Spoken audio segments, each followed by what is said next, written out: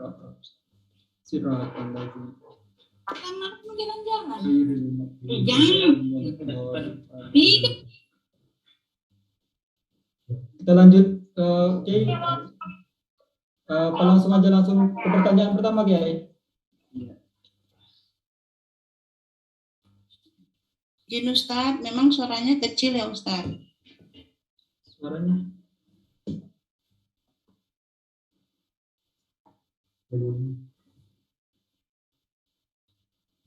Oke, itu Pak Dok, dibuka dulu sebelum saya bacakan pertanyaannya. Bismillahirrahmanirrahim. Alhamdulillahirabbil alamin.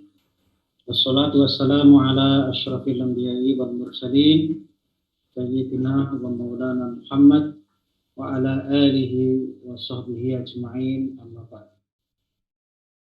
Baik, ikhwan akhwat sekalian yang dirahmati Allah, pada malam hari ini kita bertemu kembali untuk melaksanakan kajian tanya jawab fikih muamalah.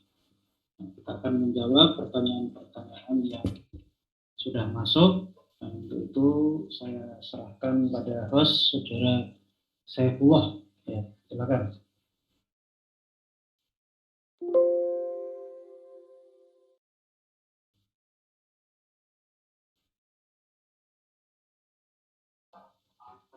Apa Ustaz Mikta Ustaz belum kasih on Ustaz saya follow Mikta di Zoom Ustaz.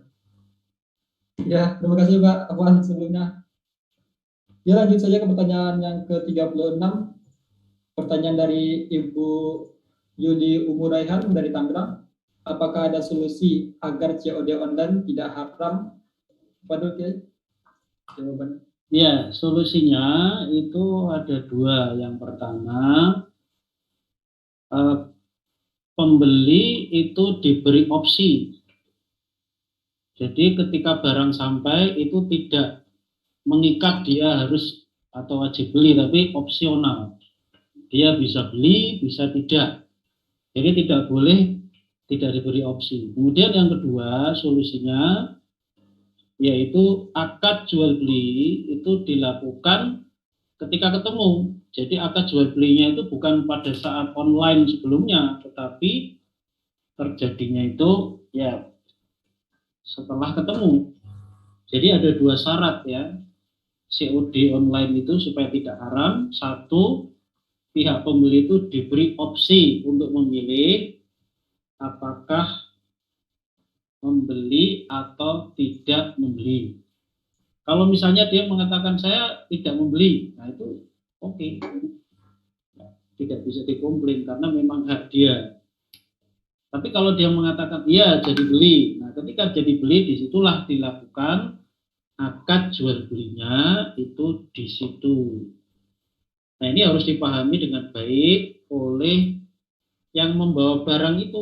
Jadi dia itu harus paham bahwa dia itu bukan kurir semata-mata kurir, tapi dia itu wakil dari penjual yang memiliki tugas untuk memberikan opsi hak memilih apakah membeli atau tidak. Kemudian yang kedua, kalau memilih membeli, kurir itu juga harus melakukan akad jual beli pada saat itu. Jadi kalau dia nggak paham hanya ngantar barang aja, ya ini tidak boleh juga. Jadi harus betul-betul dia itu paham bahwa dia posisi dia itu satu memberikan opsi kepada pembeli, ya, dia bertindak sebagai wakil penjual. Kemudian yang kedua dia melakukan akad jual belinya ketika yang syarat yang pertama tadi ternyata pihak pembeli memilih membeli. Ya. Jadi ini solusinya dua itu, dan itu kayaknya sudah pernah saya jelaskan ya, seingat saya kayaknya ini pertanyaan yang berulang sekian kali. Coba mungkin ada yang masih ingat nggak? Saya sudah pernah menjelaskan seingat saya mengenai COD ini, entah di forum ini atau forum lainnya. Jadi COD itu cash on delivery itu yang menjadi titik krusial adalah kapan terjadinya akad jual beli, itu yang krusial. Kalau akadnya itu dianggapnya itu ketika kesepakatan online sebelum barang itu dikirim, maka kesepakatan online itu kalau dianggap akad maka jual beli tidak sah atau bermasalah. Kenapa? Karena di situ terjadi melanggar larangan hadis Nabi yang namanya bai'ul beli, di mana penjual tidak menyerahkan barang karena memang jarak jauh dia tidak bisa menyerahkan barang, sementara pihak pembeli menunda pembayaran. Nah, ini artinya kedua belah pihak itu sama-sama melakukan penundaan.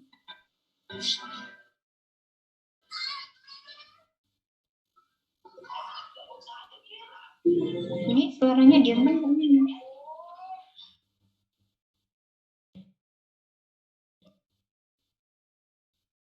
Ya, Afwan Kiai. Ada suara yang masuk Kiai.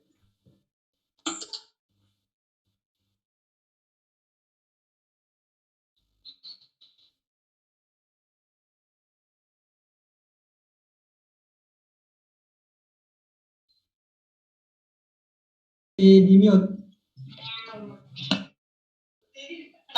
Baik, jadi ada satu hadis Nabi, naha Rasulullah Shallallahu Alaihi Wasallam andi bil kali. Jadi Rasulullah Shallallahu Alaihi Wasallam telah melarang jual beli kali dengan kali. Kali itu artinya membeli tapi dia tidak pada saat itu, tidak tunai.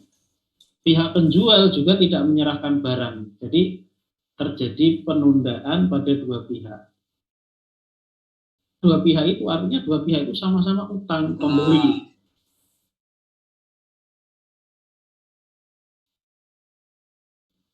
Mohon maaf ya Bapak, tolong di mute agar kita sama-sama mendengarkan penjelasan dari Kiai. Ya, terima kasih. Oke. Kan? Ya, jadi ada satu hadis Nabi, naha Rasulullah SAW an bai'il kali'i bil kali. Jadi Rasulullah SAW melarang jual beli kali bil kali. Kali bil kali itu bahasa Arab yang artinya penjual dan pembeli itu sama-sama utang atau sama-sama menunda penyerahan barang dan uang. Jadi barang itu tidak diserahkan pada saat akad di majelis akad. Dan pihak pembeli juga tidak melakukan pembayaran pada saat akad di majelis akad. Jadi itu sama-sama utang. Jadi itu pembeli utang, penjual utang itu nggak boleh. Itu salah satunya itu harus bayar jual beli itu. Nggak boleh jual beli seperti itu, kecuali satu perkecualian ya. Kalau jual belinya itu adalah bai'ul istisna, jual beli pesan buat. Misalnya kita pesan goreng kepada penjual, yang penjualnya itu dialah yang membuat ayam gorengnya, itu boleh COD. Dalam arti utang dari pihak menyerahkan kan pada saat akad kan, dia mesti karena ada jarak dia menunda kan pasti. Nah pihak pembeli kalau misalnya dia tidak bayar tunai pada saat menunda, tapi kalau ini jual belinya istisna, yaitu penjualnya itu adalah yang memproduksi barang, jadi produsennya itu ya penjual itu ya. Ini perkecualian itu hukumnya boleh, tapi kalau di luar itu tidak boleh ya. Nah ini sudah pernah saya buat terkait dengan COD. Nah silakan nanti tim tolong carikan tulisan saya di Google atau di situs saya www.visimi, di situ ada tentang COD, atau kalau enggak cari di Google saja hukum COD Al-Jawi, cari klik, nah nanti ketemu. Itu untuk memperjelas. Oke, terima kasih. Bagaimana dengan Ibu Yuli Umuraihan? Apakah ada feedback? Kalau ada feedback, silakan di open mute. Sepertinya tidak ada. Ini ada dari Ibu Ati Setiati. Betul Ibu. Ya baik. Warahmatullahi wabarakatuh. Oke. Hmm. Ini reason saya kemarin tertunda terus. Saya sekarang saya masih belum paham ini kayak ketika cara menjual gitu ya. Saya membeli satu kendaraan, jadi kan ada pesanan seperti itu. Nah, sementara kan inden kendaraan nggak bisa langsung ada terkait dengan ketika saya harus membeli itu nanti di atas namanya harus apa sih? STNK seperti itu maksudnya kan harus nggak mungkin atas nama saya misalkan. Ustadz Siddiq Al-Jawi.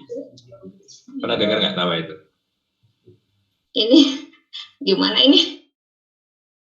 Apa nih Bu, kalau untuk pertanyaan baru mungkin bisa ditulis di kolom chat atau dari linknya nanti Bu. Soalnya ini ada pertanyaan yang udah dari kemarin kita mencoba untuk mengaturnya Bu sesuai pertanyaan yang masuk gitu, menjawab sesuai pertanyaan yang masuk. Apaan Bu ya?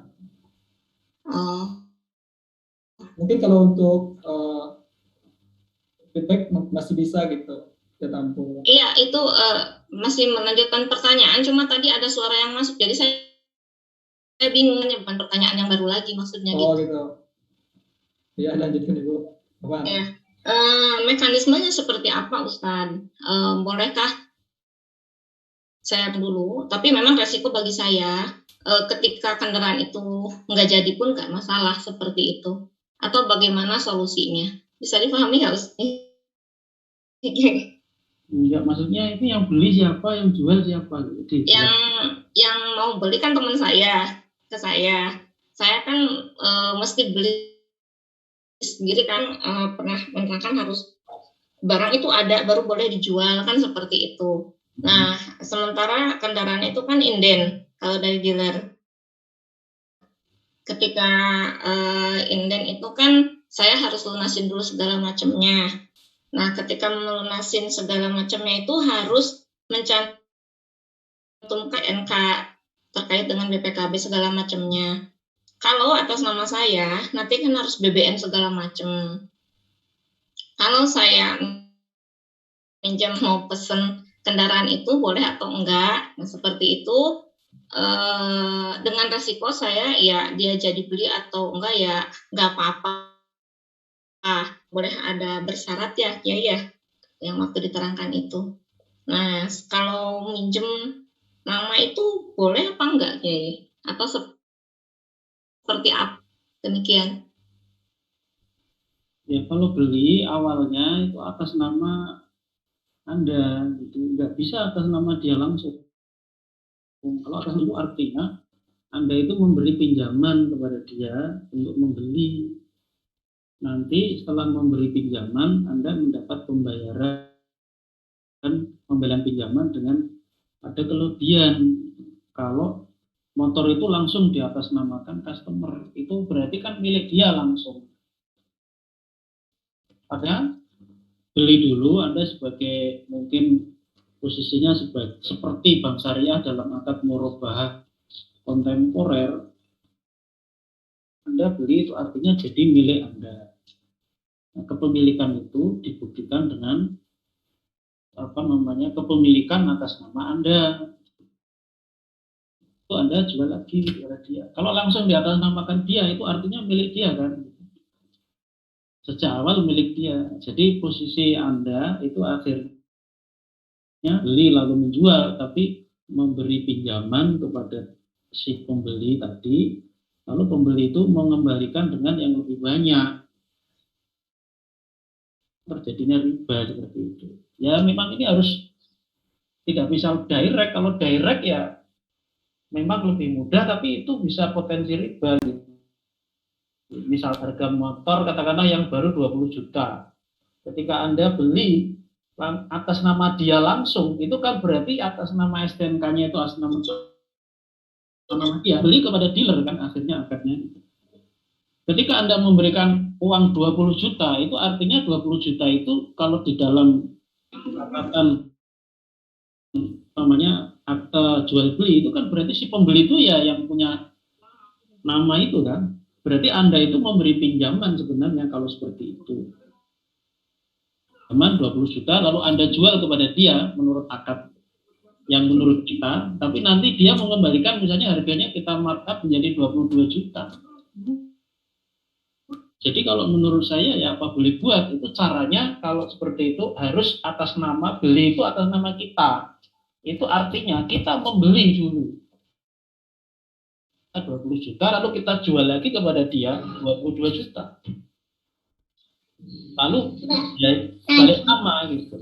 Jadi artinya betul-betul mengikuti dan tidak ada keraguan. Kalau seperti tadi itu uang yang kita berikan 20 juta kembali 22 juta. Itu 2 juta itu rawan riba gitu. Ya, jadi kita mengatasnamakan ini untuk mempersingkat prosedur supaya tidak ada biaya balik nama. Itu alasan tidak bisa diterima menurut saya. Jadi kalau ingin betul di ketentuan syariah ya, dan itu ada satu kepastian yang menenteramkan hati ya, harus ada kejelasan ketika dari dealer minta nama kita. Setelah itu biaya balik nama kita berikan, kita jual, bukan kita berikan, kita jual kepada yang kedua, biaya balik nama. Jadi yang pertama atas nama dia. Dan itu kalau mengikuti pemahaman yang pernah saya jelaskan, ya ini pembeli yang awal tadi itu pada saat kesepakatan awal itu tidak disebut sebagai akad, tapi hanya janji, tapi janji yang sifatnya tidak mengifaat wiru mulsin. Artinya tetap setelah kita membeli tadi itu ada opsi bagi dia mau membeli atau tidak jadi membeli ya. Jadi seperti itu. Terima kasih. Jadi tetap resiko itu ada dari saya gitu ya. Ya. Mungkin resikonya BBM kan seperti itu ya. Iya, ya namanya orang mau untung ya harus mau keluar uang, itu kan wajar sekali kan. Jadi kalau dalam Islam itu ada kaidah yang bunyinya al-kharaju bidoman. Al-kharaju bidoman artinya no pain without pain. Jadi kalau orang itu ingin mendapatkan keuntungan, dia harus siap keluar duit untuk bisa mendapatkan keuntungan. Ya, al-kharaj bidoman itu kaidah fikih. Ya, oke, makasih. Ya, makasih, Yai. Terima kasih Ibu atas pertanyaan dan berikutnya. Kita lanjut ke pertanyaan selanjutnya, Kiai. Pertanyaan ke-30 dari Ibu Novi, 37 dari Ibu Novi di Payakumbuh. Assalamualaikum warahmatullahi wabarakatuh. Bagaimana hukum bonus dalam ijarah seorang karyawan diberi gaji, kemudian dia ada lagi bonus, kadang dihutang dari omset, kadang dihutang dari laba. Padahal ada jelas sampai salah. Assalamualaikum warahmatullahi wabarakatuh. Bagaimana hukum bonus dalam ijarah seorang karyawan yang sudah didian ada lagi bonus, kadang dihutang dari omset, kadang dihutang dari laba. Dihitung Ustaz? Dihitung enggak, ya. Jadi enggak paham. Dihitung. Ya dihitung apa Ustaz? Ya Kiai. Teman Kiai. Ya jawabannya boleh ya, tidak ada masalah. Yang penting itu ada akad pokok. Akad pokoknya ijarah. Kalau ada tambahan itu boleh ya, walaupun mungkin tambahan atau bonusnya itu cara perhitungannya barangkali tidak tepat. Harusnya kan kalau misalnya menggunakan kalau bonus itu kalau misalnya menggunakan akad ijarah mestinya itu caranya ya harus jelas rupiah ya, rupiah, atau mungkin bisa akadkan jualah ya. Jualah itu sebenarnya juga sama, yaitu harus disebutkan jumlah nominalnya secara jelas ya. Tetapi andai kata bonusnya itu memang ada kekeliruan ya secara syariah, tetapi ini tidak masalah. Kenapa? Karena yang ada akad pokok atau akad dasarnya. Ya, nah ini ada satu kaidah fikih yang tulis ya di sebuah ini apa namanya? Ya.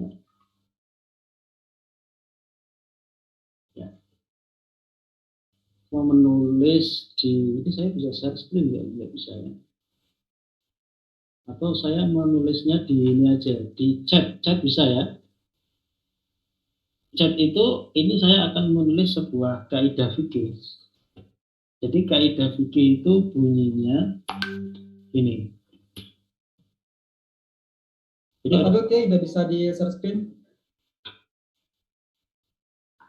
Ya.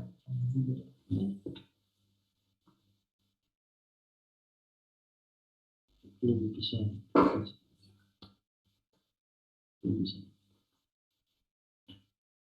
Ya, saya tulis di chat aja. Jadi di chat itu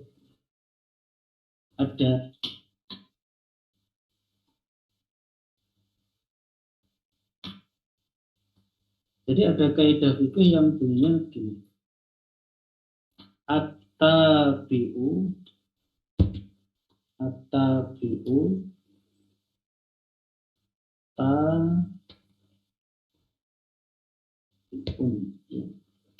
Jadi at-tabi'u tabi'u. At-tabi itu artinya sesuatu yang itu hukumnya mengikuti yang pokok ya. Jadi ini kalau diartikan secara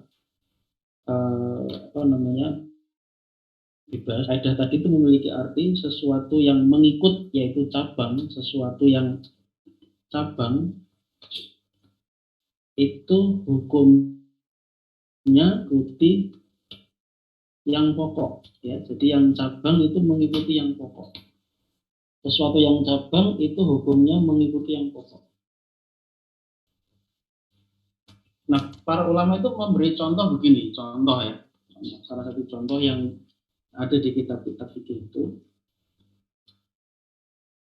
bukan sayuran, misalnya kul atau sawi, tetapi ada ulat memakan sawi atau kul ya, ada ulatnya. Nah, ketika kita makan, sebenarnya kan yang pokok itu kita itu makan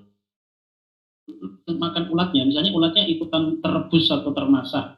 Misalnya kita makan pecel atau makan gado-gado kan itu ada sayurannya. Tapi di sayuran itu ternyata juga ulat gitu. Nah, kita itu makan kul atau sawi, kemudian ada ulatnya yang terikut.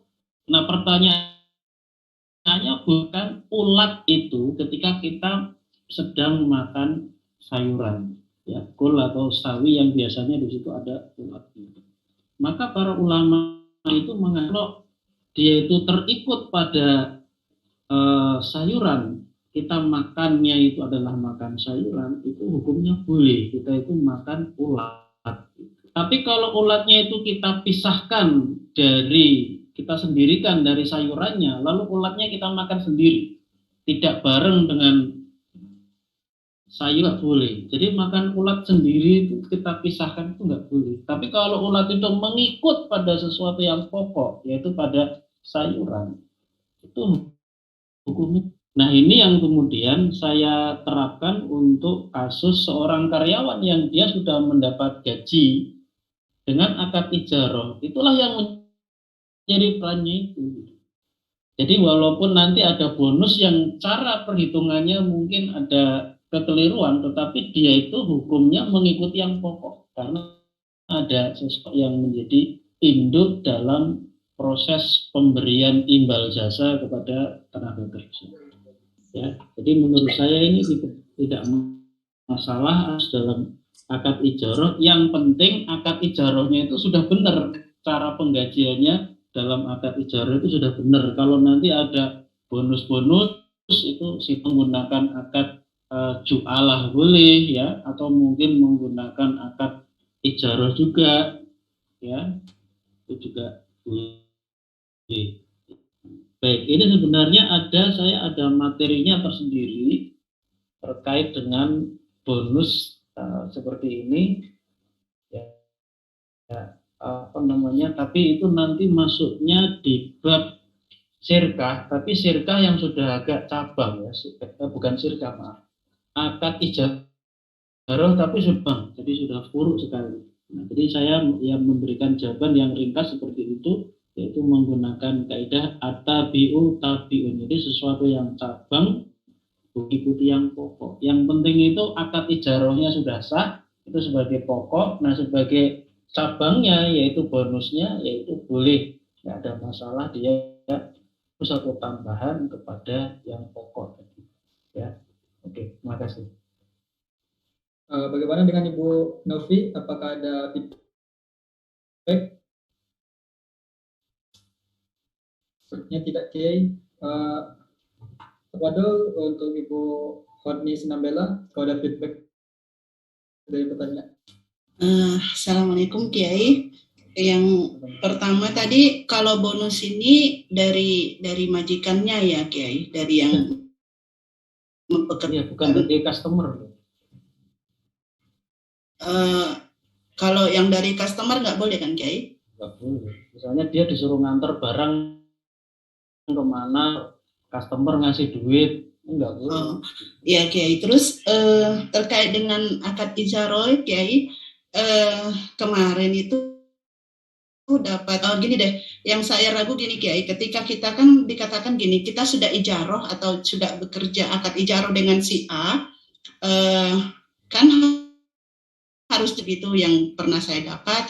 Terus di sistem ekonomi, terus ketika dalam masa rentang waktu itu kita tidak boleh mendapatkan atau pekerjaan dari orang lain gitu. Nah, mohon penjelasan tentang ini Kiai, tentang ijarah yang ini. Kemudian yang saya tanyakan, seorang ASN Kiai, saya bingung nih, kebetulan saya ASN ya. Jadi kalau seorang ASN ini, saya seorang guru gitu ya kan. Terus ketika saya misalnya menaruhkan barang dagangan di kantor gitu, tapi tanpa ditungguin, diletakkan saja gitu. Sementara itu masih jam kerja.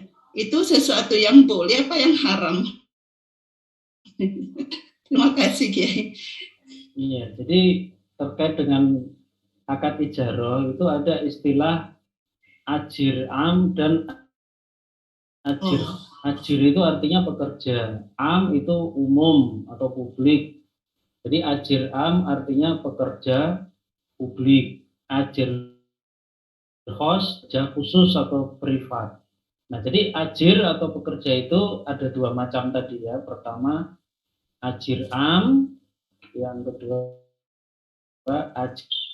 Apa artinya masing-masing? Kalau ajir am, pekerja publik, itu artinya dia dalam rentang waktu jam kerja, hanya dia mulai jam 8 sampai jam 4 sore, itu dia melayani banyak pihak, banyak gitu istilahnya. Misalnya dia seorang tukang sol sepatu, pada rentang waktu jam 8 sampai jam 4 sore, itu kan yang datang memperbaiki macam-macam itu kan banyak kan. Nah, itu yang disebut dengan ajir am. Dia itu pekerja, tapi dia bekerja bukan untuk satu pihak, bekerja untuk publik ya, semua pihak yang datang kepada dia layani. Itu namanya ajir am ya. Tapi ada ajir khos, yaitu seorang pekerja itu dalam rentang waktu jam kerja dalam satu hari, misalnya dari jam 8 sampai 4 sore, dia ini satu user saja. Dia hanya melayani misalnya pemerintah saja. Nah, ini disebut dengan ajir khos. Ya.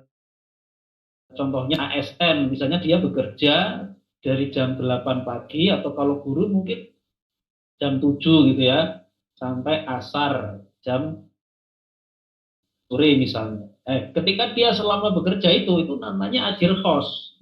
Dia tidak melayani kecuali satu pihak saja, yaitu pemerintah. Ini ajir khos.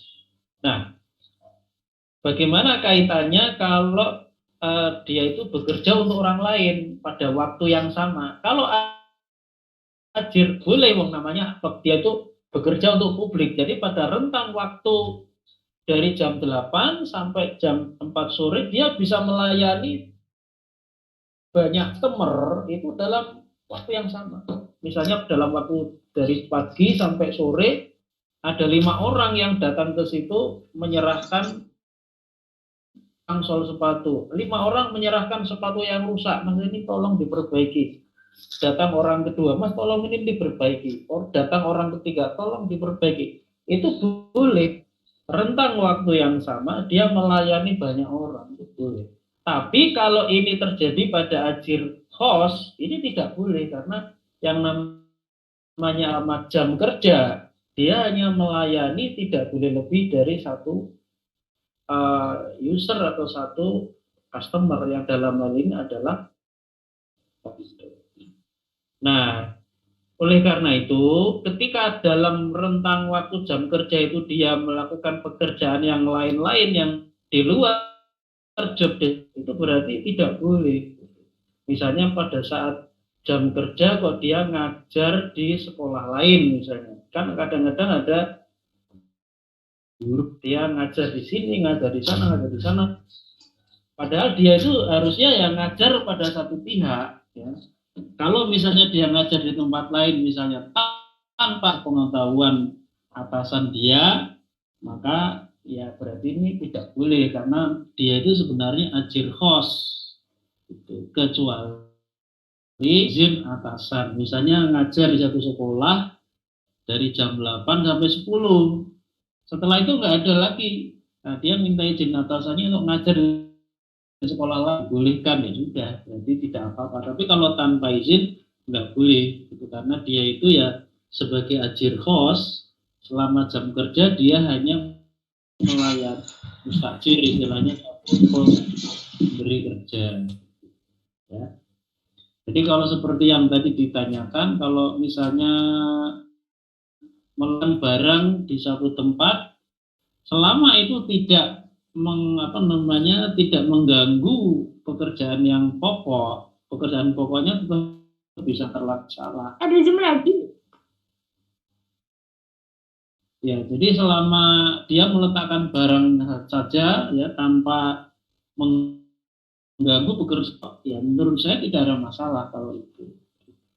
Nah, lebih baik lagi kalau itu diketahui oleh atasan. Pak, ini saya sambil jualan boleh nggak? Ini saya ngajarnya tetap, Pak. Saya komitmen mengajar tidak berkurang dari jumlah pertemuan atau ya kan mesti satu semester gitu ya ada ya berapa pertemuan gitu ya. Nah, yang penting pertemuan tercapai, Pak. Oh ya nggak apa-apa misalnya. Nah, itu ya nggak ada masalah kalau seperti itu. Demikian ya. Alhamdulillah. Ya, Ustaz, terima kasih, Ustaz.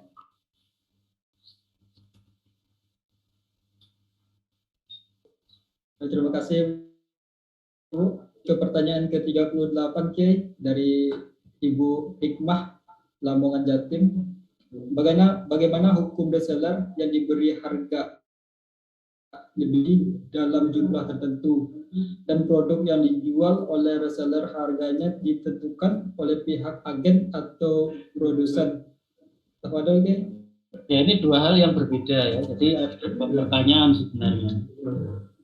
Pertanyaan yang pertama itu, bolehkah ada harga yang berbeda membeli barang lebih banyak? Misalnya membeli 10 biji dengan membeli 20 biji harganya beda. Kalau biji harga per biji 100 misalnya. Tapi kalau membelinya 20 bukan 10, harganya bukan 100 tapi kurang jadi 75 misalnya. Nah, yang nomor 2 ini yang masalah. Kenapa? Karena kalau akad jual beli, barang itu sudah miliknya pembeli. Ya. Reseller ini kan akadnya dia membeli untuk dijual lagi, itu namanya reseller. Nah, ketika sudah dibeli oleh reseller, agen itu tidak punya hak mengatur harga. Tidak punya hak. Kenapa tidak punya hak? Karena bukan barang pindah hak milik. Itu sama persis dengan barang milik tetangga kita jualan. Tetangga kita itu punya warung. Apa bisa kita itu mengatur harga milik tetangga kita? Pak, ini kalau Bapak jual harganya sekian ya. Kerupuk harganya sekian, beras harganya sekian. Kita tetangga nggak bisa kan? Uang itu bukan milik kita, milik tetangga. Walaupun mungkin awalnya kita jual kepada tetangga. Tetapi kalau sudah jual beli, itu sudah tidak punya hak lagi kita mengatur harga. Karena akadnya jual beli itu begitu dengan adanya akad jual beli, hak milik ya. Nah, ketika hak milik berpindah itu artinya apa? Maknanya barang itu sudah bukan miliknya produsen atau agen atau distributor atau istilah itu sudah tidak punya hak lagi dia karena bukan hak milik. Yang bisa menentukan harga itu pemilik, prinsipnya begitu. Kalau bukan pengatur harga. Ya. Nah, mungkin ada pertanyaan berikutnya, bagaimana untuk menghindarkan barang itu karena sudah berpindah hak milik kan, kekhawatirannya nanti dijual dengan harga yang satu sama lain dari agen-agen tadi itu, bukan agen ya, maksudnya reseller itu akhirnya saling bersaing yang tidak sehat, harganya dibanting misalnya, sehingga mengacaukan harga pasar.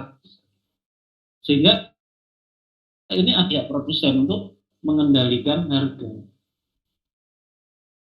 Boleh nggak dia itu mengatur harga? Yang itu barangnya sudah ada tangan orang lain. Saya tidak mengatakan menjadi milik orang lain ya, tapi di tangan orang lain.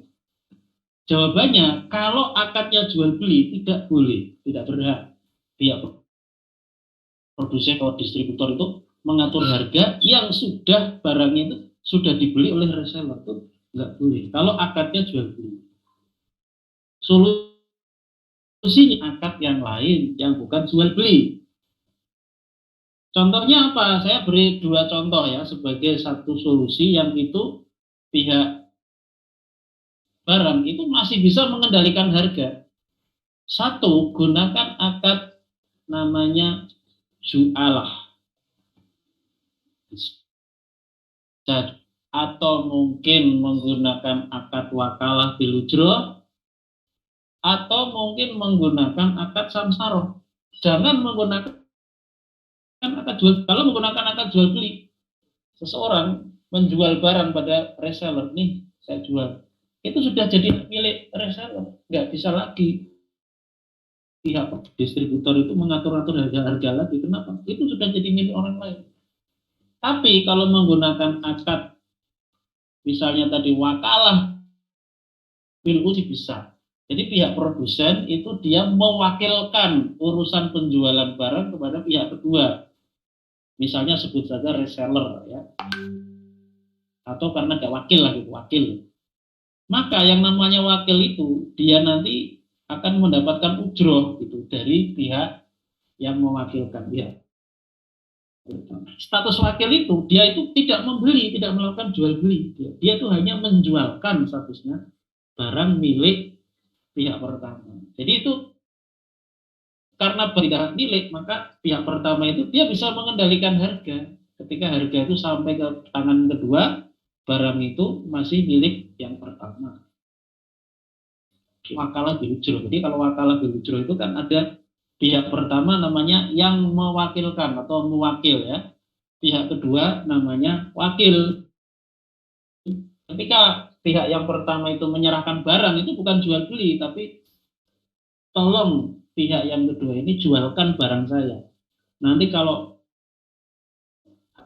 kamu saya kasih upah sekian rupiah. Ya, atau digaji seperti karyawan. Kalau ini jualkan, kamu kerja 1 bulan, pokoknya tugas 1 bulan kamu saya gaji sekian. Itu namanya wakalah bil ujroh. Atau bisa juga menggunakan akad samsara. Jadi pihak pertama itu pihak kedua itu namanya perantara. Jadi pihak kedua itu perantara. Jadi dia itu menjadi perantara antara penjual dengan pembeli. Jual beli antara yang punya barang dengan perantara itu nggak ada akad jual beli. Sehingga karena bukan akad jual beli, ketika barang itu ada di tangan perantara, pengaruh itu masih bisa dikendalikan oleh pihak pertama. Tolong ini harganya sekian ya, jangan kamu naikkan atau jangan kamu turunkan. Pokoknya harganya sekian. Nah, nanti kalau barang kamu saya beri misalnya 10% dari harga barang. Nah, itu boleh. Jadi gunakan akad yang bukan jual beli. Akad wakalah bil ujroh namanya. Atau gunakan akad samsara. Boleh juga akad jualah. Atau mungkin akad yang lain yang sudah ada dalam pikiran saya itu 3 itu. Walaupun ini ada perbedaan ya antara satu dengan yang lain, intinya bukan menggunakan nabi. Kalau menggunakan katakan jual beli itu nggak boleh. Uang itu sudah jadi miliknya orang lain kok kita ini sebagai penjual itu mengatur harga itu atas dasar apa? Dalilnya secara syariah. Ya, karena itu barang sudah jadi milik orang, kita mengatur-atur harganya, ya kan? Kalau ingin mengatur harga, akad yang lain ya, bukan akad jual beli. Tadi alternatifnya bisa jualah atau wakalah bil ujroh atau samsara. Yang paling saya rekomendasikan samsara. Ya. Nah, samsara seperti apa kayaknya sudah pernah ya kita bahas ya. Samsara kayaknya sudah pernah, wakalah bil ujroh sudah kayak mungkin yang belum. Nah, mungkin nanti masih ada satu pertemuan lagi bagi yang ikut kuliah rutin ya, itu nanti ada pembahasan jualah mungkin 1 atau 2 pertemuan rutin. Terima kasih.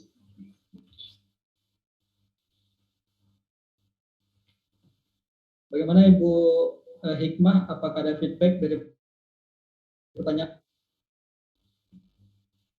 Sepertinya beliau nggak ada iya ya. Boleh feedback Ustaz, punten boleh feedback. Boleh. Ya. Ada. Saya Supartini Ustaz. Ya. Mungkin berarti tadi menyambung pertanyaan dari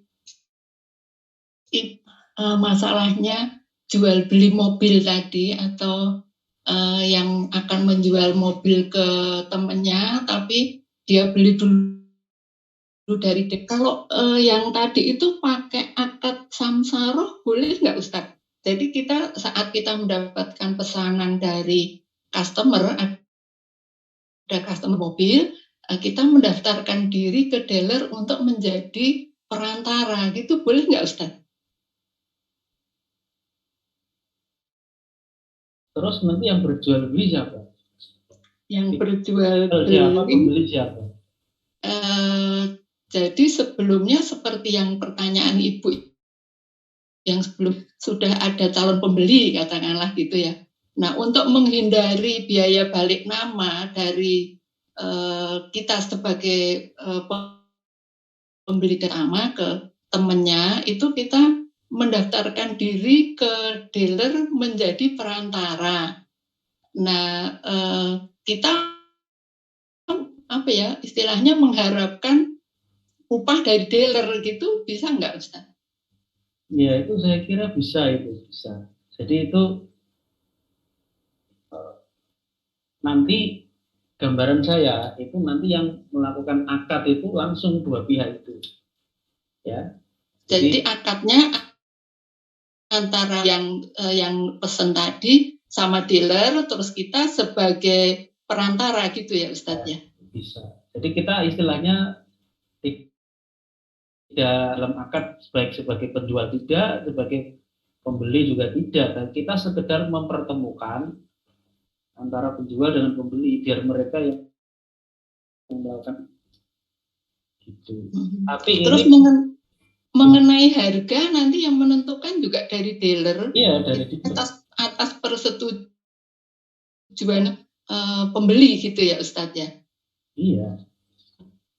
Jadi kalau seperti itu boleh, nggak ada masalah.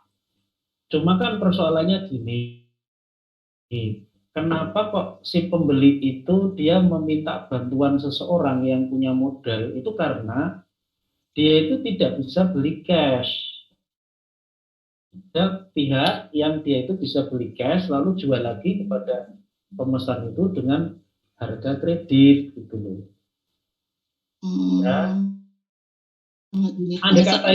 Andai kata kemudian ini akadnya diubah tidak seperti itu, tapi kita sekedar mempertemukan deh, silakan deh antara dealer dengan pembeli, silakan sendiri. Kalau dealer itu maunya harga cash, ini nggak ketemu, kepentingannya itu kan beda. Dealer, iya Ustadz, masalahnya dealer zaman sekarang itu diserahkan ke leasing gitu, jadinya ya ribet jadinya.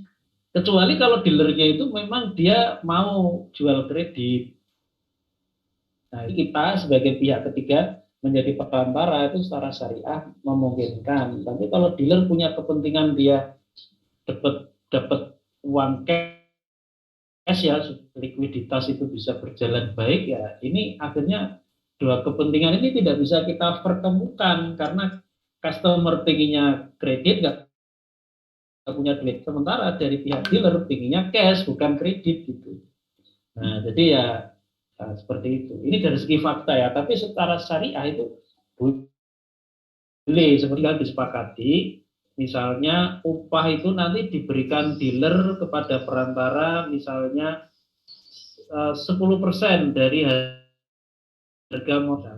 Disepakati misalnya harganya 20 juta rupiah, ya berarti nanti mendapat 10%-nya gitu dari 20 juta. Berapa itu? 200.000 ya. Jadi dapat segitu.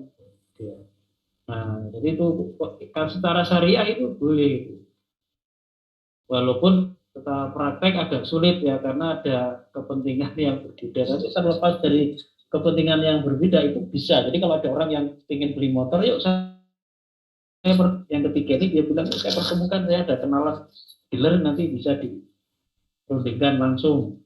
Nah, itu bisa. Sebelumnya kita ada kalau nanti ada customer yang saya ajak deal, nanti misalnya saya mendapat fee 10% ya dari harga motor. Oh ya, Iya, mudah-mudahan nanti para dealer mau belajar fikih muamalah, Ustaz. Iya, karena dealer itu juga ingin, sehingga dia akhirnya hanya mau cash, akhirnya ini dimanfaatkan sama leasing akhirnya beli secara cash, leasing jual lagi kepada customer secara kredit, tapi ini akhirnya jadi bermasalah gitu. Iya, ini dan pernah itu Ustadz pengen beli kontan itu justru lama sekali nggak dikasih gitu. Ternyata setelah dapat bocoran katanya ibu jangan cash belinya, beli aja ya kreditnya ambil yang murah aja, ambil setahun kira-kira berapa gitu, jadi di cashin banyak. Ternyata dibeli lebih cepat Ustadz karena lewat kredit dan leasing sendiri itu juga mendapatkan fee juga dari dealer. Saya dapat bocoran gitu, waduh gandri saya bilang gitu. Ya itu saya juga pernah, waktu itu saya mau membeli kulkas. Waktu itu saya mau beli cash, ditawarin Pak kok nggak kredit aja. Loh, wong saya itu punya duit, oke, nggak rasional kan? Wong saya itu udah punya duit, ngapain kredit itu kalau saya nggak punya uang? Wong saya punya. Akhirnya kan itu menjadi nggak rasional bagi kita. Tapi kalau bagi si penjual kulkas ya rasional saja. Kenapa? Karena kalau cash dia nggak dapat fee. Dia bisa dapat fee itu karena ada kredit malah pembiayaan. Dia dapat fee. Nah dia kan mikir untuk dirinya sendiri. Ya, nah, ya terus akhirnya waktu itu terpaksa juga Ustadz karena mobil yang lama dijual, rencana mau beli cash. Terus musim hujan lagi kita mau kerja gak ada kendaraan, mobil nggak dikasih gitu, bilang mau beli itu malah nggak dapat gitu, udah dibelain dapat nyewa mobil dulu, itu setelah dapat bocoran katanya kalau leasing malah cepat, ternyata Ya, terima kasih Ustadz. Maaf ganggu ini. Ya, terima kasih Bu atas antusiasnya, atas feedbacknya. Sangat menarik sekali faktanya. Tafadhol untuk Ibu Fahmi Sinambela jika ada feedback. Terima kasih Ustadz. Nah, ini terkait reseller ini Ustadz. Jadi selama ini kami itu jadi reseller produk suatu susu Ustadz, nggak sebut merek gitu ya, yang biasa di MTR itu. Terus kasih harga tertinggi itu sekian, berarti itu tak boleh ya Ustadz. Satu, berarti itu ya Ustadz ya. Terus yang kedua, ketika kita jadi reseller, misalnya kita beli lemari dari toko, terus mau kita jual lagi ke pembeli biar lunas, apakah boleh si toko tadi itu memberi sarana menghantarkan barang tadi ke pembeli terakhir tadi Ustadz? Itu yang kedua. Yang ketiga Ustadz, saya sering juga menjadikan kawan itu barang, tapi karena tidak ada uangnya, nah barang ini dibawa, terus nanti bayarnya nyicil, terus skala laku dijualnya bisa dikembalikan lagi ke saya. Itu bagaimana Ustadz faktanya? Terima kasih Ustadz. Ya, jadi yang pertama, kalau produsen susu tadi dengan Bu Hotni Sinambela itu akadnya jual beli, intinya tidak boleh dia mengatur harga lagi kalau akadnya jual beli. Beda kalau akadnya bukan jual beli, misalnya akadnya benjro atau misalnya akadnya samsara. Jadi ibu ini sebagai perantara, itu berarti boleh. Pihak produsen. Ini kami beli cash, tapi kemudian peraturan di itu harga tertinggi di pasaran ke konsumen terakhir itu misalnya 60.000 misalnya gitu Ustaz. Jadi artinya ini kan pembahasan kita. Jadi saya harus berhenti gitu ya Ustaz, karena memang itu sudah menjadi seperti nasional gitu Ustaz. Apa namanya? Jadi kita berusaha usul, ini bisa nggak saya ingin tetap tidak berhenti, tolong akadnya diubah, jangan jual beli. Karena kalau akad jual udah jadi milik saya, kalau barang udah jadi milik saya, seharusnya kan yang menentukan harga itu saya, bukan produsen. Produsen sudah nggak ada hubungan, sudah dibeli kan, sudah jadi milik saya. Bisa nggak ini saya usulkan akadnya itu diubah, misalnya saya itu menjadi perantara. Kalau perantara itu nanti bisa dapat fee, terserah fee-nya itu. Apakah sekian persen dari harga barang per satu misalkan atau per unit, atau misalnya bukan seperti itu. Itu tergantung kesepakatan, karena yang namanya akad samsara atau perantara itu cara penetapan fee-nya itu bisa persentase dari harga barang, bisa kelebihan dari harga barang, atau yang lainnya. Jadi yang paling itu akad samsara. Tapi kalau akad jual beli sudah dibayar lunas terus masih mengatur harga gitu. Itu pertanyaannya itu barang itu sebenarnya milik siapa kalau sudah dijual itu? Sudah jadi miliknya reseller. Kenapa dia itu ngatur-ngatur harga? Oh, terjadi perang harga. Lah kalau seperti itu ya jangan pakai akad jual beli dong. Gunakan suatu akad yang pihak produsen itu masih bisa, itu kuncinya. Ya, jadi seperti itu. Terima kasih. Itu yang pertama. Ada yang kedua tadi apa tadi? Yang kedua Ustadz, saya beli barang di perabot misalnya lemari, itu mau saya jual kembali ke orang lain gitu, misalkan ke si A, bolehkah si toko tuh mengantarkan barang itu, memberi bantuan mengantarkan barang itu ke rumah si A itu Ustaz? Itu tidak boleh, karena berarti telah terima dengan pihak pembeli, kan pembelinya Bu Hotni kan, jadi itu harus diserah terimakan dulu kepada Bu Hotni. Nah, Bu Hotni lah yang mengantar kepada customer gitu. Nah, kalau tidak terjadi serah terima seperti itu arti kita Bu Hotni itu membeli suatu barang. Kemudian barang itu sebelum diterima itu ditasorufkan. Ditasoruf bisa dijual lagi atau dikirimkan atau dipinjamkan, namanya ditasorufkan. Nah, mentasorufkan suatu barang yang dibeli sebelum kita itu serah terkobdu menerima barang itu tidak boleh. Ya, jadi harus ada serah terima baru bisa kita tasorufkan, kita kirim. Ya. Ada hadis Nabi itu yang mengatakan maniman barang siapa yang membeli suatu barang, ya khususnya bahan makanan ya, fala dia tidak boleh menjualnya kembali hatta yakbidoh, hingga dia memegang atau menerima barangnya lebih.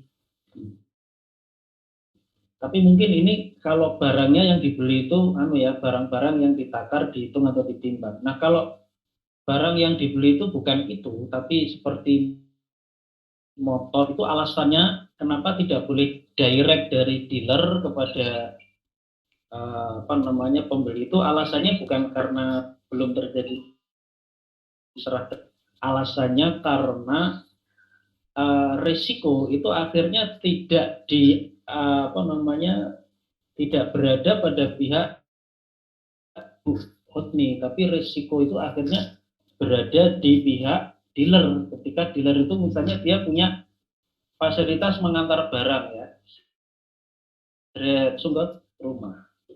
Kalau itu terjadi secara aman itu nggak ada masalah ya, artinya tidak ada problem secara hukum syariat. Andai kata begini, andai kata di tengah jalan kecelakaan, motor itu kan biasanya dibawa pakai pick up. Kalau motor kan dari dealer itu kan naik mobil pick up, andai kata terjadi kecelakaan nih di jalan, jadi motor yang dinaikkan tadi itu rusak misal ya, pertanyaannya adalah yang menanggung kerugian itu, apakah dealer ataukah Bu Hotni Sinambela? Dalam kondisi seperti ini, karena ini adalah yang membawa itu dealer, maka yang bertanggung jawab itu akhirnya dealer. Padahal seharusnya itu adalah Bu Hotni. Nah, di sini akan terjadi ketidakadilan. Kenapa? Karena Bu Hotni itu ingin mendapatkan keuntungan, tak mau menanggung risiko kerugian. Padahal kan yang ingin mendapatkan untung itu ya Bu Hotni, dia membeli ibu membeli barang, kemudian jual lagi kepada customer dengan mendapatkan untung, itu seharusnya siap menanggung kerugian. Jadi ketika terjadi suatu yang menanggung kerugian itu bukan dealer gitu harusnya, tetapi Bu Hotni. Nah, di sini ada satu hadis yang dilanggar kalau ada langsung dari dealer langsung menuju rumah. Ya, mestinya itu ya diserah terimakan dulu kepada Bu Hotni, baru kemudian diantar ke customer. Nah, di sini ada satu hadis yang ini sebenarnya ada pembahasannya nanti di pembahasan pembahasan murabah. Jadi di dalam satu hadis itu Rasulullah mengatakan la yahillu salafun wa bai'un, tidak halal menggabungkan qard dengan jual beli. Kemudian wala syartoni fi bai'in, tidak halal dua syarat dalam satu jual beli. Tiga, wala ribhu. Nah, ini yang menjadi dalil ini yang nomor 3 ini. Wala ribhu malam yudman, tidak halal mengambil keuntungan tanpa menanggung resiko. Ya, wala yahillu ribhu malam yudman. Jadi tidak halal mengambil keuntungan tanpa mau mengambil risiko kerugian. Jadi kalau seperti tadi kan, Bu Hotni beli motor nih dari dealer. Dealer langsung antar ke customer, jadi kecelakaan yang menanggung kerugian kan harusnya Bu Hotni, tapi ini ternyata tidak.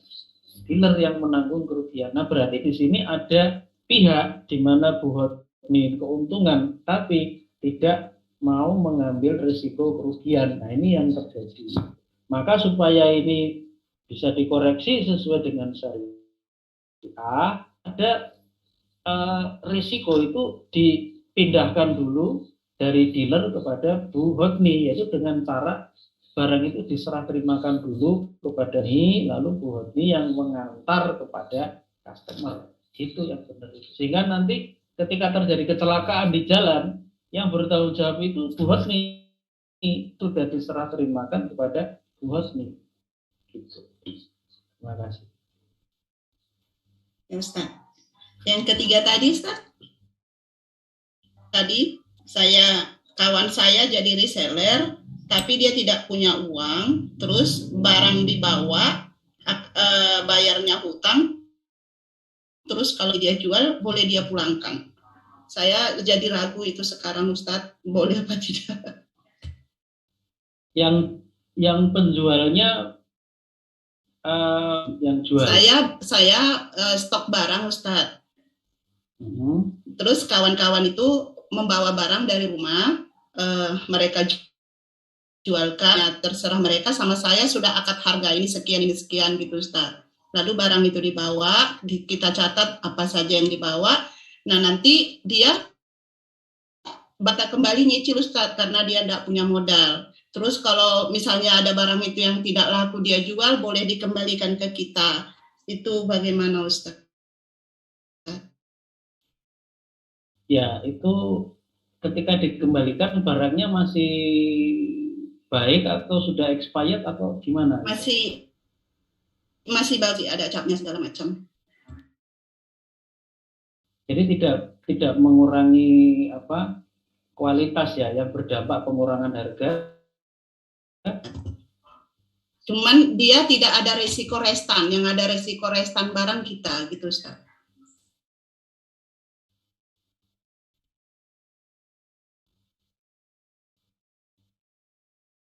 Ya, ini kalau menurut saya boleh ya, nggak ada masalah. Ini yang namanya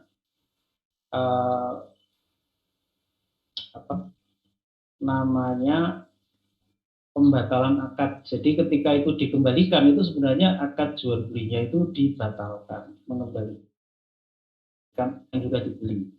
Nah, pembatalan akad ini itu disebut dengan istilah iqolah ya, al-iqolah. Nah, nanti kan untuk tim ya, tulisan saya di Google bisa, atau di situs saya Fisilmi Kafah bisa, itu judul iqolah. Iqolah itu pembatalan akad jual beli. Nah, di situ ada kebolehan atau hukum boleh setelah terjadi jual belinya itu dibatalkan, sehingga nanti uang itu kembali, barang kembali. Bisa yang dikembalikan seluruh barang, bisa sebagian. Misalnya dibeli misalnya 100 unit, tinggal 50 unit, yang 50 unit dikembalikan, yang 50 tidak karena dijual sudah laku. Nah, itu hukumnya boleh iqolah. Tapi iqolah itu ada syarat-syaratnya, diantaranya adalah barangnya itu tetap tidak berubah sifat yang mengakibatkan perubahan harga. Misalnya diretur, dikembalikan, tapi sudah rusak. Nah, itu nggak boleh. Makanya tadi saya mengecek untuk mengidentifikasi ketika dikembalikan tuh barangnya atau mengalami perubahan harga. Kalau mengalami perubahan harga, tidak boleh dikembalikan. Jadi harus tetap utuh. Ya, sehingga ini nanti ketika dikembalikan, barang kembali. Ya, nah ini namanya iqolah. Nah, iqolah itu hukumnya boleh karena ada hadis Nabi yang mengatakan man aqolallahu man aqolal muslima bai'atahu aqalallahu, yang artinya barang siapa yang memenuhi keinginan saudaranya untuk membatalkan jual belinya, maka nanti Allah akan dosa-dosanya pada hari kiamat.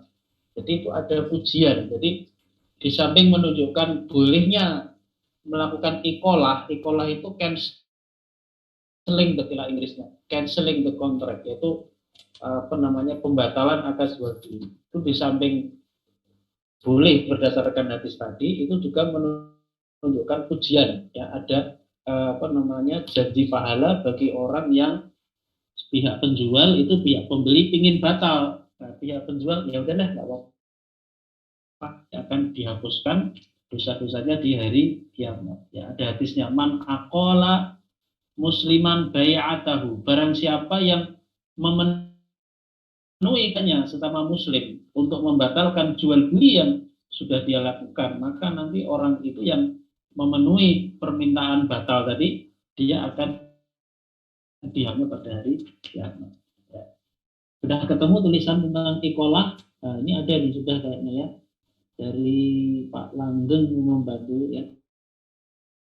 Oke. Jadi yang tadi Ustadz, mereka kan tidak ada membayar uang ke saya Ustadz. Jadi akadnya hutang ya Ustadz gitu. Jadi misalnya gini, bawa tas tuh dibawa, terus dijual lakunya 5, berarti kembali 5. Nah yang 5 yang sudah laku itu Ustadz, nanti bayarnya mereka juga nyicil Ustadz. Boleh lagi kah? Jadi saya nggak ini terima. Yang ditanyakan yang dikembalikan atau jadi ketika jual beli awalnya memang tidak cash ya berarti ya? Iya, boleh Ustadz. Ya, karena mereka ya boleh aja, nggak apa-apa. Jadi ya utang, terus ketika dikembalikan ya berarti sudah selesai. Yang penting dia mengembalikan barang dan utangnya menjadi tidak ada. Makasih Ustaz. Itu dibaca tulisan saya tentang hukum ikolah.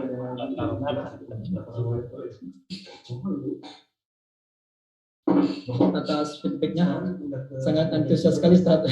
Dari satu pertanyaan bisa banyak feedback gitu. Ini juga ada dari Pak Gugut di Jogja.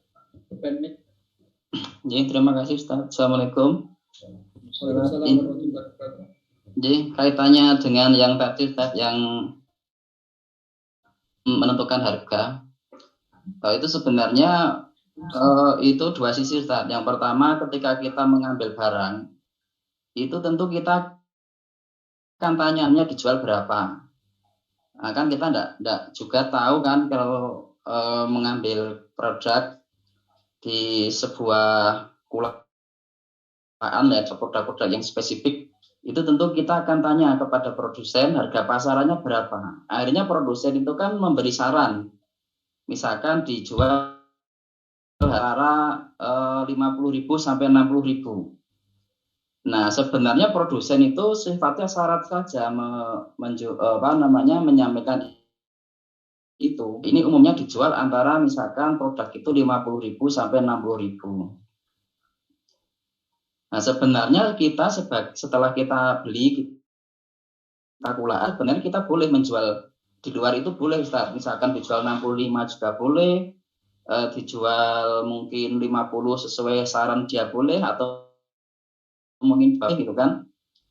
Faktanya tidak ada peringatan atau apapun yang dari produsen itu mengharuskan seperti itu, tetapi kita tentu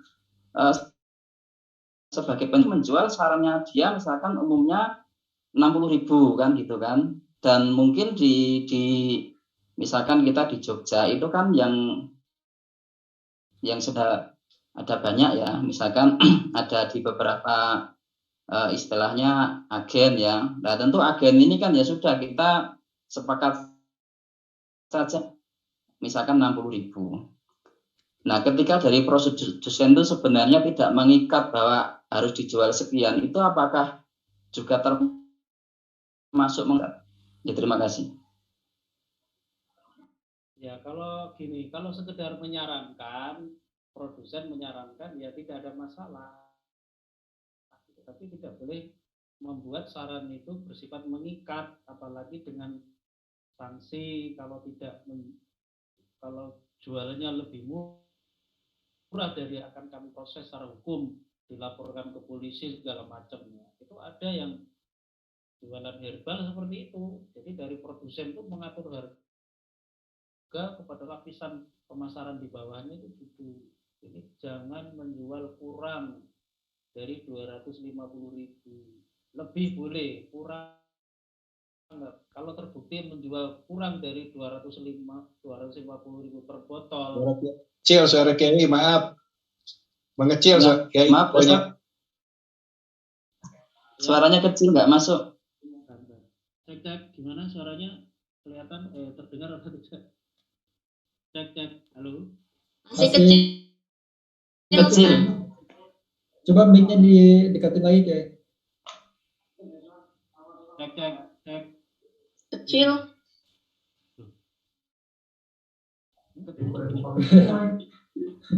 Kalau yang awal bagus Jai. Ini tadi pas pertanyaan berikut ini agak kecil. Ya.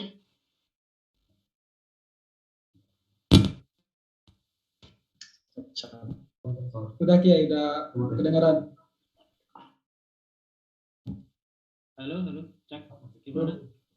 Masih kurang Kiai. Coba keluar dulu Kiai, baru masuk lagi. Biasanya gitu. Memang. Your default microphone has changed to external mic. Sebentar karena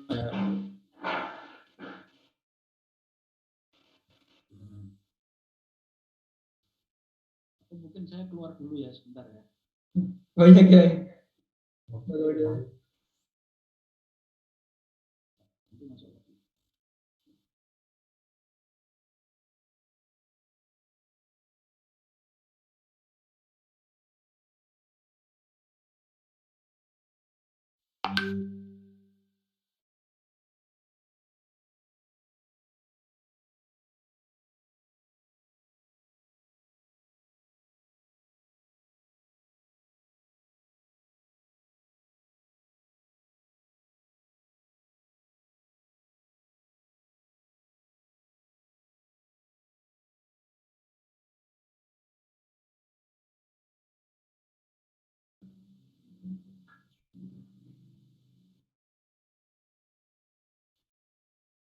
Halo, Assalamualaikum Kiai.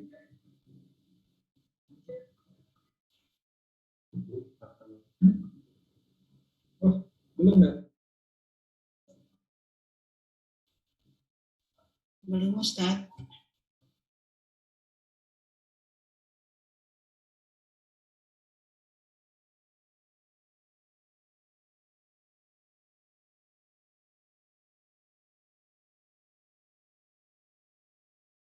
Masya Allah.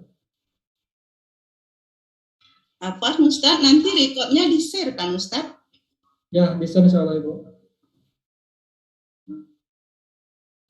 Apaan dia? Hari ini.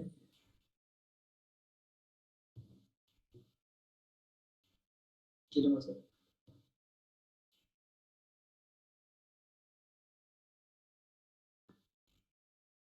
Cek 1 2. Cek. Udah jelas Kiai? Sudah bagus? Sudah alhamdulillah. Bagus Ustaz. Ya. Ya, jadi kalau saya lanjutkan ya. Jadi kalau harga sekian itu dari produsen yang beli saja, tapi jangan dibuat mengikat sehingga kalau reseller atau pembeli itu melanggar lalu diancam akan diberi tindak. Nah, yang seperti ini ya berarti nggak boleh seperti itu. Ya. Oke, saya kira itu ya. Tadi pertanyaan yang terakhir kayaknya saya kurang menangkap itu, ada kesepakatan harga, mohon diulang tadi soalnya lagi ada telepon masuk, saya nggak fokus tadi itu gimana? Ya Pak Gugu, boleh diulang lagi? Ya. Baik Ustadz. Ya, jadi akhirnya ketika dari produsen itu kan produk yang seperti ini kan banyak Ustadz, dan biasanya produk-produk itu kan banyak lah kita kemarin temui seperti produk-produk yang untuk dari banyak kemarin waktu pandemi itu kan banyak yang menjual dengan sistem reseller tapi beli dulu. Sebenarnya kita bukan reseller, sebenarnya kita kulaan juga kan, beli dulu. Ada produk apa, makanan, sambal dan lain. Kita penjual di level bawah ini kan banyak Ustadz, yang jualan kan banyak. Nah sebenarnya harga itu tidak harus ikut itu kan, misalkan tadi 5.000 itu enggak. Tetapi akhirnya kita dengan memutuskan sendiri mengikuti harga itu sebenarnya keputusan kita, karena mungkin kita ya daripada kita nggak bagus menaikkan harga terlalu tinggi, juga kita memutuskan sendiri gitu. Maksudnya kesepakatan tuh maksudnya di antara kita yang jualan itu ya ikuti harga itu, tapi sebenarnya harga itu tidak mengikat Ustaz, tidak diatur, artinya ya sebagai saran saja. Mungkin begitu. Ya itu harus dibuktikan, adalah saran, harus dibuktikan dengan adanya aturan yang tidak ada ancaman sanksi dalam bentuk apapun. Jadi itu harus dibuktikan. Jadi tidak bisa hanya klaim bahwa ini nggak ada hanya saran saja, ya dibuktikan. Jadi misalnya ini loh Ustaz aturannya hanya bersifat saran, misalnya ada syarat dan ketentuan S dan K dari produsen kepada yang membeli atau yang kulaan.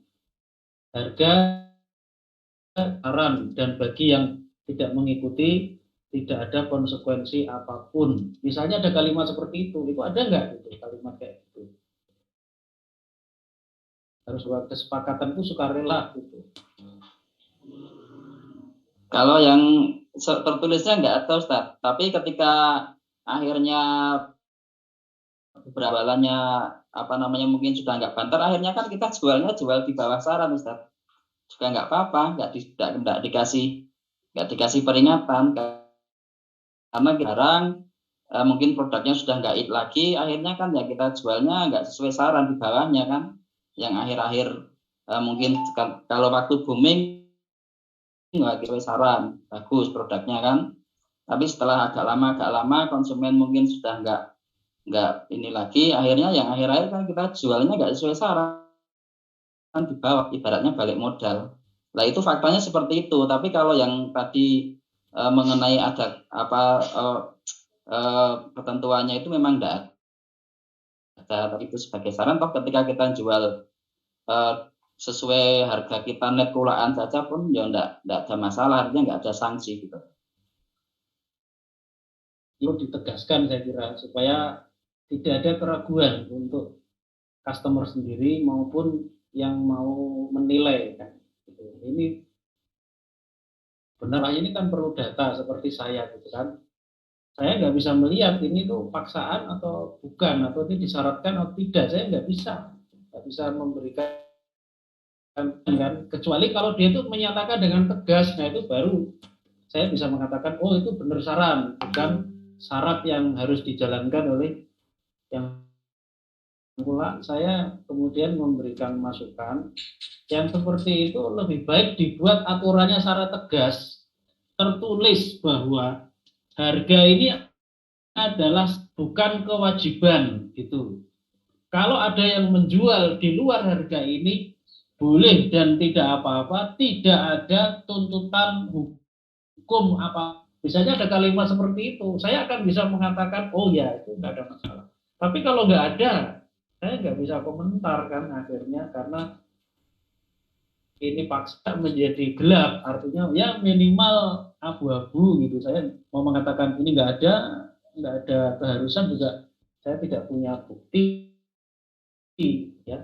Jadi menurut saya itu lebih baik itu ada aturan yang tegas dari produsen, tertulis dan bisa dibaca siapa saja, baik yang membeli maupun yang tidak membeli. Ini aturan yang berlaku ini Ustaz, bahwa harga sekian-sekian itu bersifat saran, bukan syarat atau kewajiban. Dijual berapa saja dari reseller atau mungkin dari pihak yang membeli. Dan kalau dia menjual harga yang tidak disarankan, tidak ada apapun. Ya. Nah, kalau memang ada peraturannya tertulis, nah itu menurut saya lebih jelas urusannya, sehingga ketika ada yang tanya kepada saya bisa Nah, tak boleh itu nggak ada masalah. Ya. Kalau nggak ada keterangan kan saya nggak bisa komentar apa-apa. Ya sudah, sementara kita menunggu fakta yang mungkin perubahan. Ya, saya kira itu. Terima kasih. Baik, terima kasih Ustaz. Terima kasih Pak Gugu atas feedbacknya. Afwan Kiai, kita juga udah waktunya gitu, udah jam 9:30. Ustadz boleh feedback mengenai pertanyaan Bu Hodni yang nomor 2 sedikit Ustadz. Iya. Tadi masalah yang Bu Hodni beli ke dealer, dijual ke pihak kedua atau si A. Serah terima tadi sudah dijelaskan bahwa serah terima itu harus ke Bu Hodni dulu. Kalau jalan keluarnya begini gimana Ustadz? Bu Hodni yang beli sebagai pihak pertama untuk dijual ke A. Nah, saat serah terima dari dealer itu Bu Hodni sama pembeli yang berikutnya atau si A tadi ketemu di rumahnya ibu yang beli berikutnya.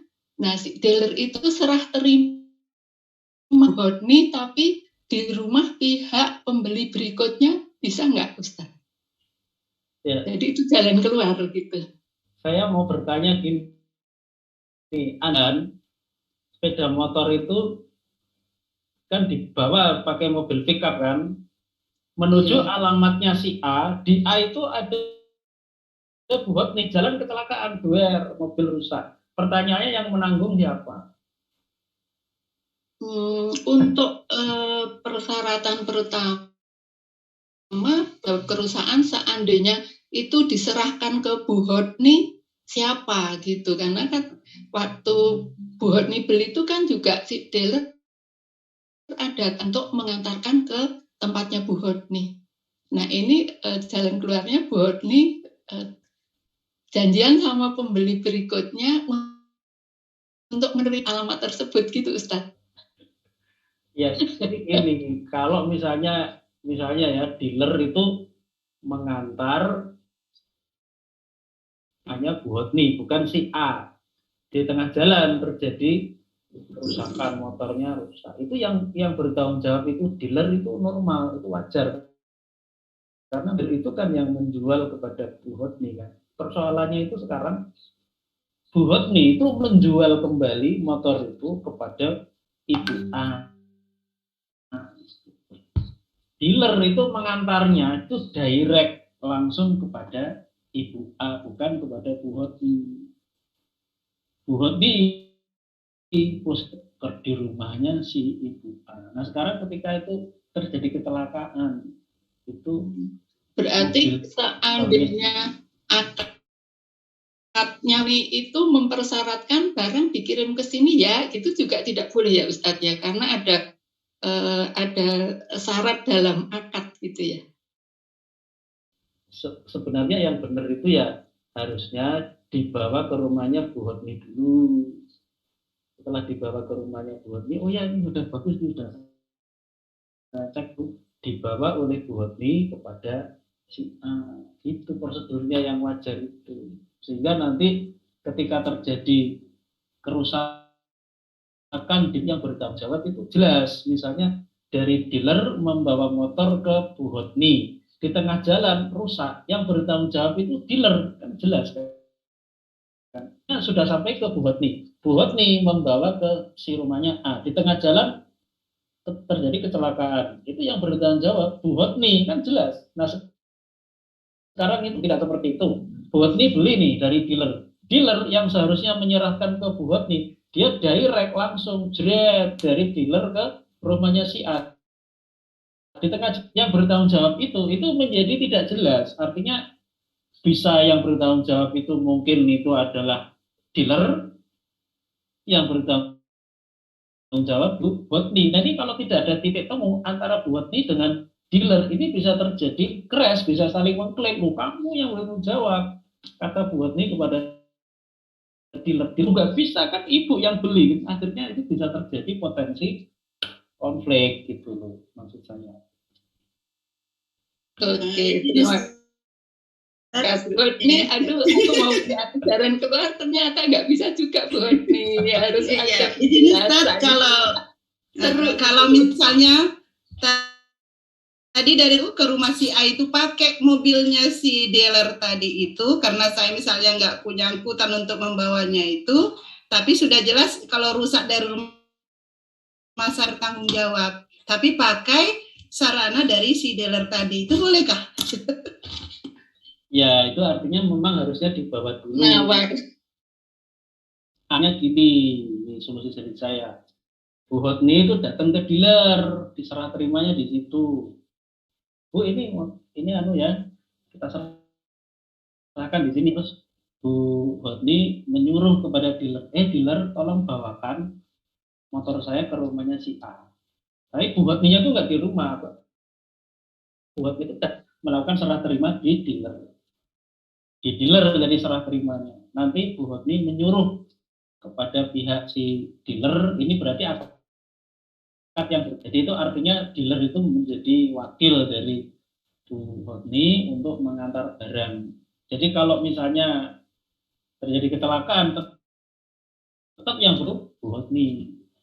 Itu solusinya kalau saya begitu. Jadi bukan Bu Hotni itu menunggu di rumahnya si A, tapi Bu Hotni itu datang ke dealer, serah terimanya di situ, dicek motornya. Oh ya benar, ini udah saya terima ya. Sekarang ini tolong dibawa ke rumahnya si A. Kasih ongkos nih. Nah, gitu.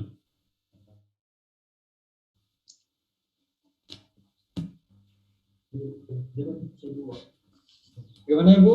Sudah Ibu? Ya, alhamdulillah. Insyaallah. Terima kasih Bu atas partisipasinya. Dan ini waktunya juga udah lewat 36 menit.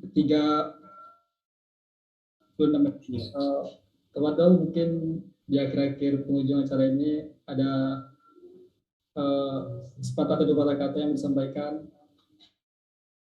Ya, baik ya. Jadi ini menarik sekali pembahasan kita. Nah, ini insya Allah nanti kita perdalam masalah ini di semester 2 itu ada pembahasan murabahah. Ya, di pembahasan murabahah itu nanti ada pembahasan pengiriman barang dari dealer kepada pembeli, apakah itu bisa langsung atau harus diserahkan dulu kepada yang membeli, tidak langsung ke customer. Ya. Oke, saya kira itu. Terima kasih atas perhatian Bapak Ibu semua. Mohon maaf kalau ada yang kurang pas ya. Dan yang saya sampaikan bermanfaat. Nanti insya Allah disambung pada kesempatan berikutnya. Terima kasih. Wassalamualaikum warahmatullahi wabarakatuh. Waalaikumsalam. Recording stop. Tutup pertemuan kita dengan doa Assalamualaikum warahmatullahi wabarakatuh.